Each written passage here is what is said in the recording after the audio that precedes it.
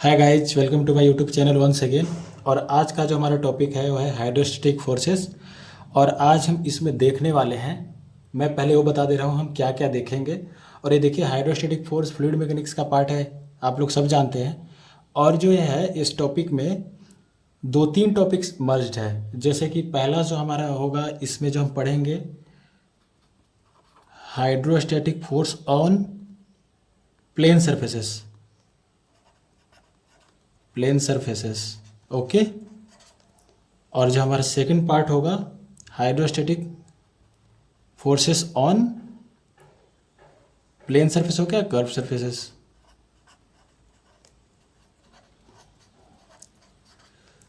तो इसमें एक दो टॉपिक है जो मेन टॉपिक है, एक बहुत ही बड़ा लेक्चर है। तो इसके लिए मैं दो तीन वीडियो बनाऊंगा, क्योंकि आज मैं सिर्फ हाइड्रोस्टैटिक फोर्स का आपको इंट्रो दूंगा पूरा, और एक्सप्रेशंस बता दूंगा, वो भी प्लेन सरफेसेस का। और जो इसके होंगे फार्मूलाज वो हम अगली लेक्चर में डिराइव करेंगे, वो कैसे आते हैं। तो इसीलिए मैं ये जो सीरीज़ स्टार्ट होने वाला है, इसमें मैं 3 वीडियोस डालूंगा इससे रिलेटेड। ये पार्ट 1 है और बाकी के 2 वीडियोज आएंगे जिसमें हम कर्व सरफेसेस की बात करेंगे, और प्लेन सरफेस का जो आज डिराइव हम नहीं कर पाएंगे इस वीडियो में, उसका डेरिवेशन भी वो कैसे आता है, जो एक्सप्रेशन है वो हम देखेंगे। तो ये आज पहला वीडियो है, तो आज हम समझेंगे, समझना बहुत ज़रूरी है हाइड्रोस्टैटिक फोर्सेस है क्या और इसका ज़रूरत हमें क्यों पड़ा। तो सबसे पहला पार्ट तो यही होगा कि हाइड्रोस्टैटिक फोर्स हमने क्या होता है, इसकी एप्लीकेशन क्या है, पॉइंट ऑफ एप्लीकेशन क्या है, जो फोर्स कहाँ लगता है, इसका मैग्नीट्यूड क्या होता है। सबसे पहला बात करेंगे मैग्नीट्यूड का, मैग्नीट्यूड, डायरेक्शन का, और इसका हाँ बस इतना ही पार्ट है, मैग्नीट्यूड, डायरेक्शन, क्या क्या होगा इसका, ये हम देखेंगे इसमें। और बहुत सारी चीज़ें मैं बताऊंगा इस वीडियो में। तो आज ये इंट्रो वीडियो है, तो इसमें 3 होगा। अगर आपने सब्सक्राइब नहीं किया है तो चैनल का आप सब्सक्राइब कर दीजिए, ताकि आपको अपडेट मिलता रहे। ये पार्ट 1 है। तो ठीक है, ये था इंट्रो, और जो जो पढ़ेंगे हम यहाँ बता दिया है। आज के लेक्चर में हम पढ़ेंगे हाइड्रोस्टैटिक फोर्सेस क्या होते हैं, इनका फील करेंगे थोड़ा है क्या, ओके।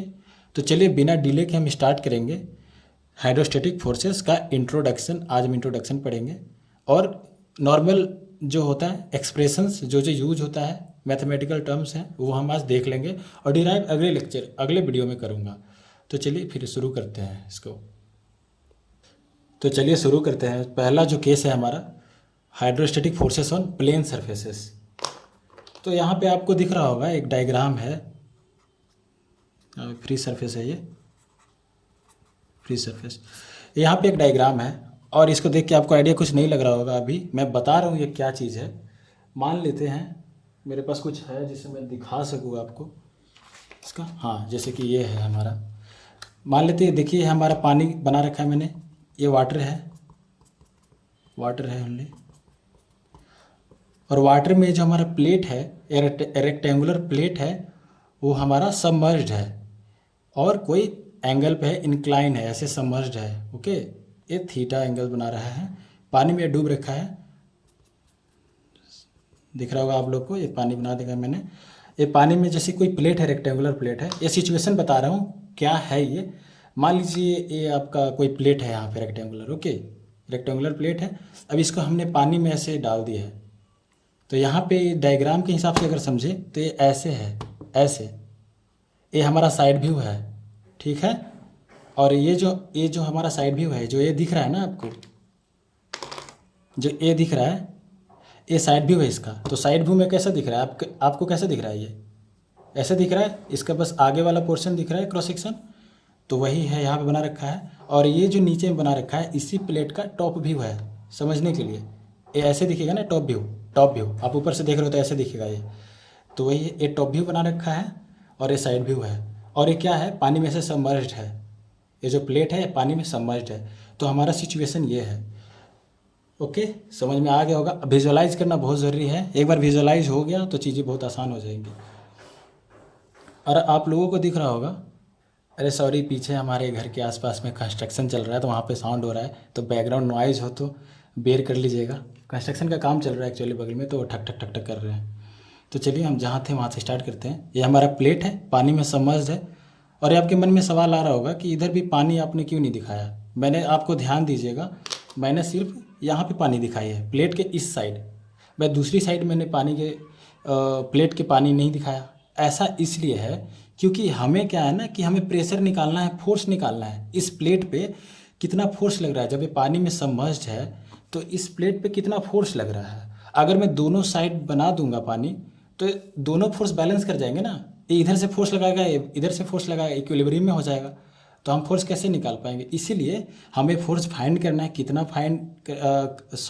हमें फोर्स फाइंड करना है कितना लग रहा है, इसका मैग्नीट्यूड क्या है, डायरेक्शन क्या है, ये हमें निकालना है। ओके,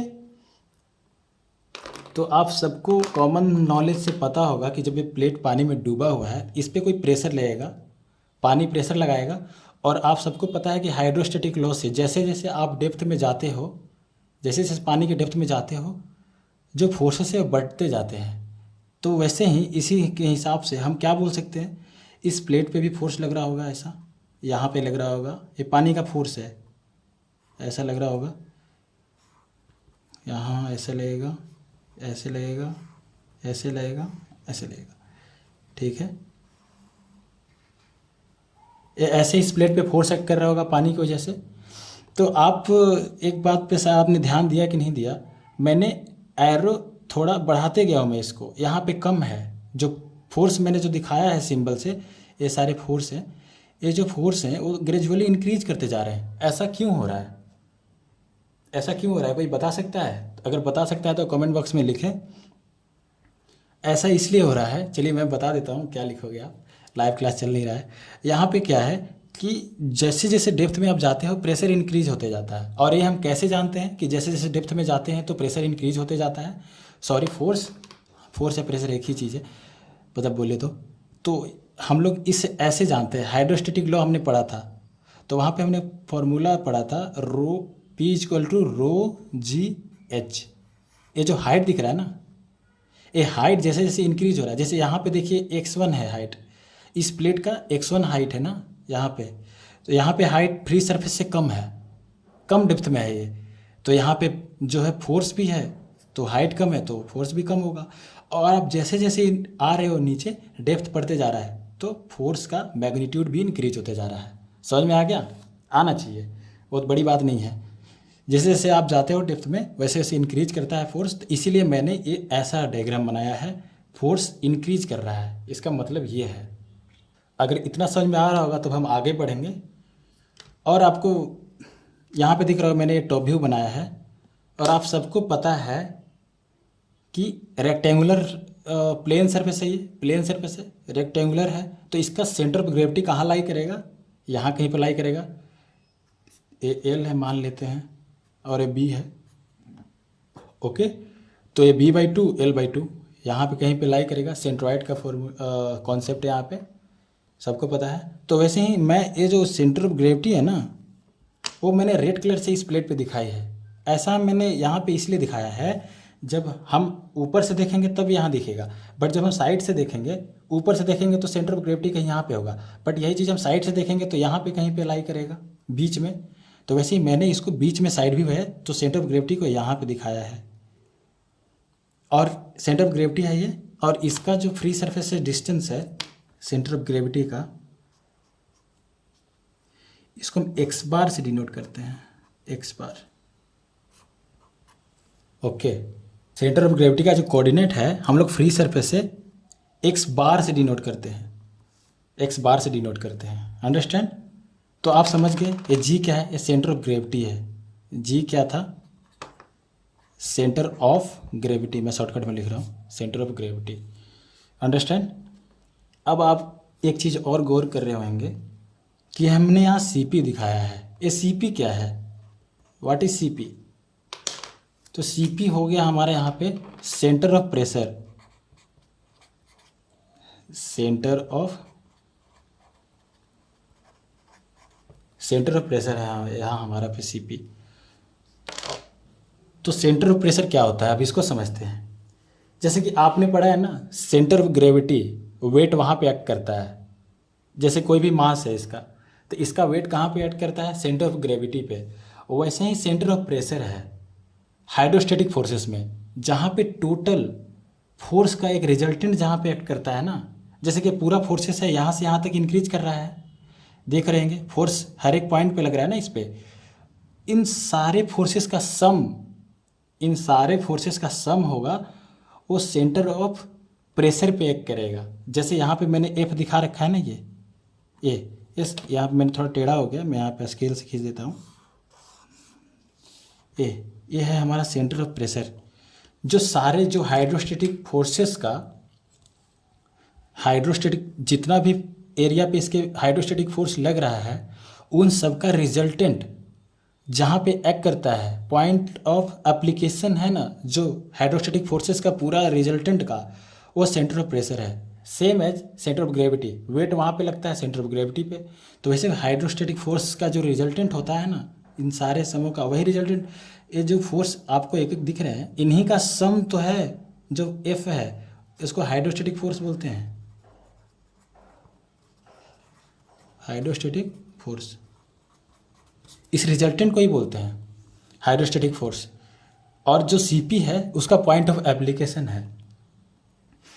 ठीक है, ये बात समझ में आ गई। तो हम एक, अब आपके मन में सवाल आता होगा, भाई हमने सीपी को यहीं पे क्यों दिखा है, यहाँ पे क्यों नहीं दिखा दिया, और यहाँ पे क्यों नहीं दिखा दिया, बीच में कहीं बीच में क्यों नहीं दिखा दिया, सीपी यहीं पे क्यों आपने दिखाया है? तो इसका लॉजिक ये है, समझिएगा। आपको पता है कि जैसे जैसे फोर्स इंक्रीज कर रहा है तो रिजल्टेंट भी तो कहीं ना कहीं इधर ही शिफ्ट करेगा, क्योंकि इधर फोर्सेस ज़्यादा हैं। अगर आप बीच में दिखा दोगे, इसका मतलब यह है ना कि कांस्टेंट है। अगर आप बीच में दिखा दोगे यहाँ पे, मतलब आपका जो है प्रेशर चेंज नहीं हो रहा है। तो इसीलिए जैसे जैसे फोर्स जो इंक्रीज कर रहा है, उसका रिजल्टेंट भी कहीं ना कहीं इधर ही नीचे की ओर ही शिफ्ट करेगा, क्योंकि जो फोर्सेस जो हैं वो इंक्रीज कर रही है। ये समझ में आना चाहिए, कॉमन सेंस है कि यहाँ पे फोर्स कम है और यहाँ पे बहुत ज़्यादा है। जैसे जैसे नीचे आ रहे हैं फोर्सेस बढ़ते जा रहा है, तो रिजल्टेंट कहीं ना कहीं तो नीचे ही लाई करेगा, इसके बीच में, इस एंड और इस एंड के बीच में।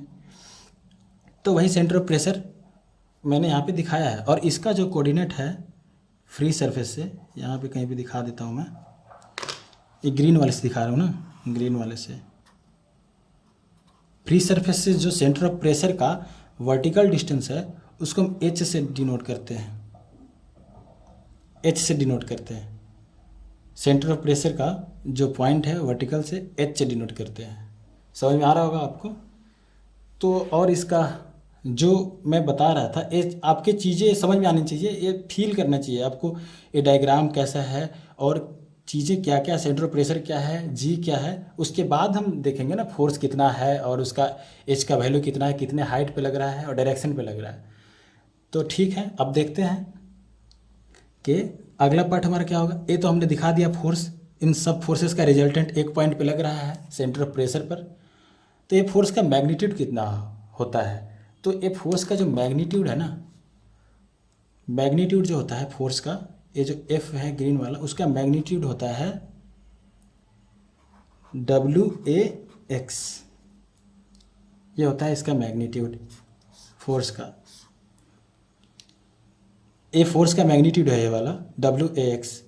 और H जो है ये कितने डिस्टेंस पे एक्ट कर रहा है वर्टिकली, H, इसका फॉर्मूला होता है H = x बार प्लस IG अपॉन में AX bar into sine square theta.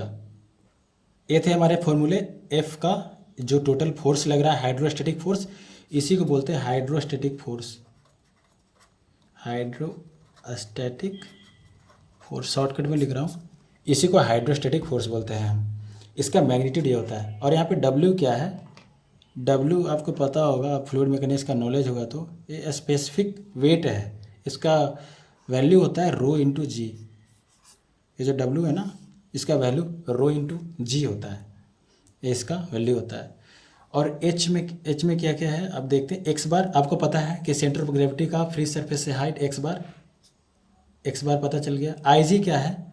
इसका जो बॉडी है ना, उसका मास मोमेंट ऑफ इनर्शिया है, सॉरी मोमेंट ऑफ इनर्शिया है, मोमेंट ऑफ इनर्शिया है ये। सॉरी मैंने मास बोला था ना, मास नहीं है यार, मास क्यों होगा, ये मोमेंट ऑफ इनर्शिया है, एरिया मोमेंट ऑफ इनर्शिया है।